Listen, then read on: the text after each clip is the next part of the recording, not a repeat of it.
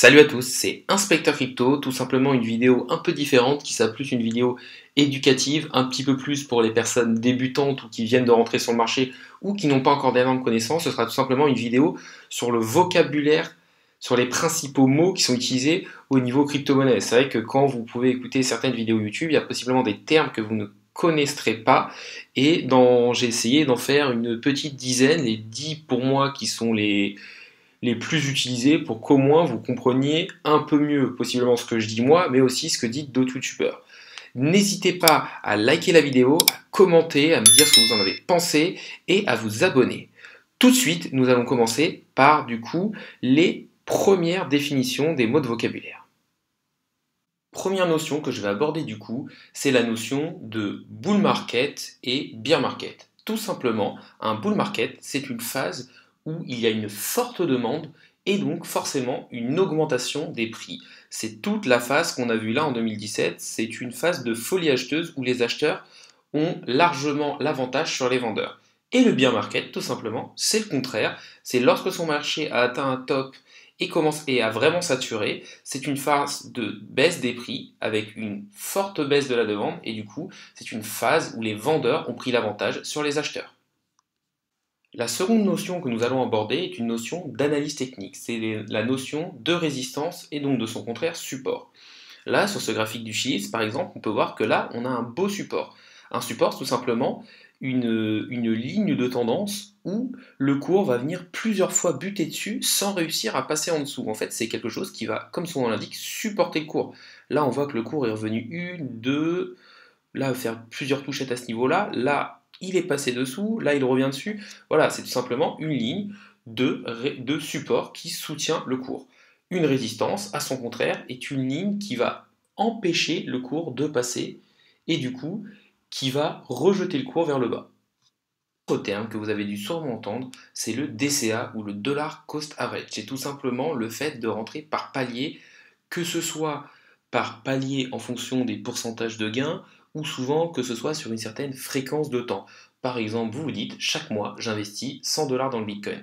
Ça vous permet simplement de lisser votre prix à la baisse et de profiter à la fois des montées et vraiment de lisser votre prix. C'est-à-dire que quand ça monte, vous en profitez, mais quand ça baisse, vous les prenez aussi. Donc ça vous permet vraiment d'avoir un prix à peu près moyen et d'investir de manière régulière sans se prendre la tête et regarder les graphiques toutes les 2 secondes. Je vais maintenant aborder une autre notion, c'est un indicateur que j'utilise assez souvent et assez régulièrement lors de mes analyses graphiques, c'est tout simplement le RSI. Donc le RSI, comme vous pouvez le voir ici, c'est le Relative Strength Index. Tout simplement, il permet de voir la force d'un mouvement. Je m'explique. Là, on voit que souvent, quand le cours baisse, le RSI baisse aussi, sinon ça s'appelle une divergence, mais je ne vais pas rentrer trop dans les détails pour ne pas vous perdre, mais tout simplement, ça permet de voir la force du mouvement. On sait aussi que le RSI, voilà, entre la zone de 70 et la zone des 30, on dit qu'on est à peu près dans une zone neutre, de neutralité. Quand on passe au-dessus de la zone des 70, comme on l'a fait par exemple à quelques reprises là sur le Bitcoin, on passe en zone de surachat, et quand on est en dessous de la zone des 30, on passe en zone de survente. Donc si vous voyez par exemple un cours qui s'envole à la hausse et qu'en plus un RSI qui passe au-delà des 70, ça veut dire qu'on a une tendance très soutenue et très forte parce que on est en surachat d'un côté et que de l'autre le cours est en train d'augmenter fortement. Ça permet tout simplement de mesurer la puissance d'une tendance, la puissance d'un mouvement. On va maintenant évoquer la notion de range. Donc range tout simplement, c'est de l'anglais, ça veut dire intervalle. Donc tout simplement quand on parle de range ou quand on dit qu'on est en train de ranger, c'est tout simplement que le cours est bloqué entre deux prix. Donc là, on voit par exemple le Bitcoin, où en ce moment, vous devez beaucoup entendre que le Bitcoin est en train de ranger.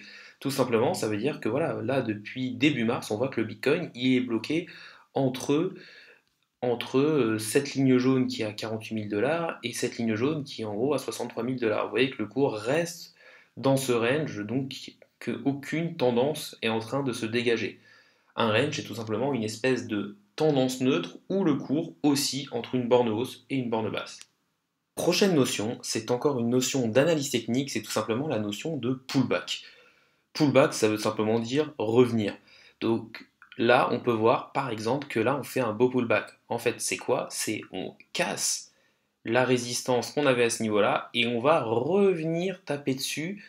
Là, on peut voir qu'on est revenu pile sur la résistance avec cette mèche pour mieux repartir, pour faire le rebond. Donc simplement, un pullback, c'est lorsqu'on, par exemple, on s'extrait d'une résistance et qu'on revient taper dessus pour mieux partir derrière, ou alors, dans le sens inverse, lorsque l'on casse un support et que l'on vient retaper dessus pour se faire mieux rejeter. Autre notion que nous allons aborder, ce sont encore deux notions contraires. Il s'agit de la notion de pump and dump. Donc là, nous avons sur le graphique d'Alice face au Tether un bel exemple de pump. C'est tout simplement une forte hausse des prix. Là, on peut voir qu'à son listing, en seulement une journée, on est passé de 9 centimes à une clôture aux alentours des 19 dollars. Donc ça vous montre vraiment une énorme augmentation des prix. Si on veut voir un exemple de dump, on peut par exemple aller voir sur le Dogecoin, qui est une crypto-monnaie très très volatile. C'est tout simplement une très forte baisse. Là, on peut voir qu'on a eu une très forte baisse, un gros dump à ce niveau-là. On voit qu'on a eu une baisse de 50% de son prix, par exemple. Ça vous montre vraiment la volatilité de cette chose. Donc un pump, c'est tout simplement une violente hausse des prix, et un dump, c'est une violente baisse des prix, et tout ça sur une fréquence de temps très courte.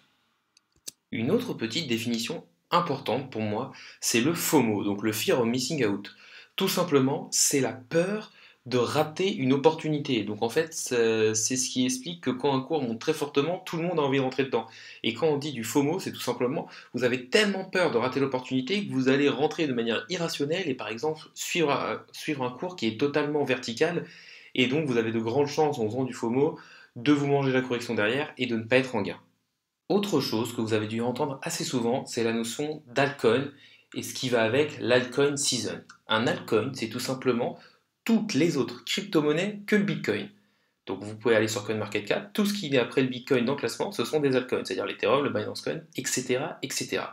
L'altcoin season ou l'alt season, c'est tout simplement le moment où toutes ces autres crypto-monnaies, dans leur ensemble, surperforment le Bitcoin, c'est-à-dire ont des meilleures performances que le Bitcoin. Ça peut se voir avec le graphique sur, par exemple, CoinMarketCap, de la Bitcoin dominance, c'est-à-dire la part en pourcentage des investissements qui sont mis dans le Bitcoin par rapport aux investissements qui sont mis dans toutes les autres crypto-monnaies.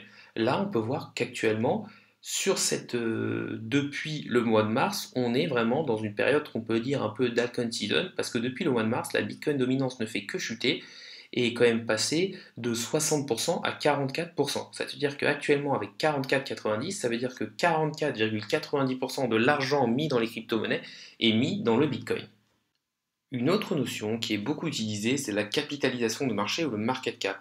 Tout simplement, il est beaucoup utilisé pour savoir, en gros, si la crypto a un potentiel, peut encore augmenter, et aussi pour voir si le projet est sûr ou pas. Plus la capitalisation de marché sera élevée, et plus la possibilité de faire des multiples de x50 ou x100 sera compliquée, parce que pour multiplier le prix par 50 ou par 100, il faudra à peu près multiplier la market cap par 50 ou par 100, mais aussi le fait d'avoir une grosse capitalisation de marché, par exemple comme dans le Bitcoin, une capitalisation de marché de quasiment 1000 milliards de dollars, ça permet d'avoir un projet quand même assez sûr sur lequel vous avez moins de chances de vous manger une énorme correction. La capitalisation de marché, comme c'est marqué sur CoinMarketCap, c'est la valeur totale des réserves en circulation d'une crypto-monnaie. Elle est analogue à la capitalisation free float du marché boursier.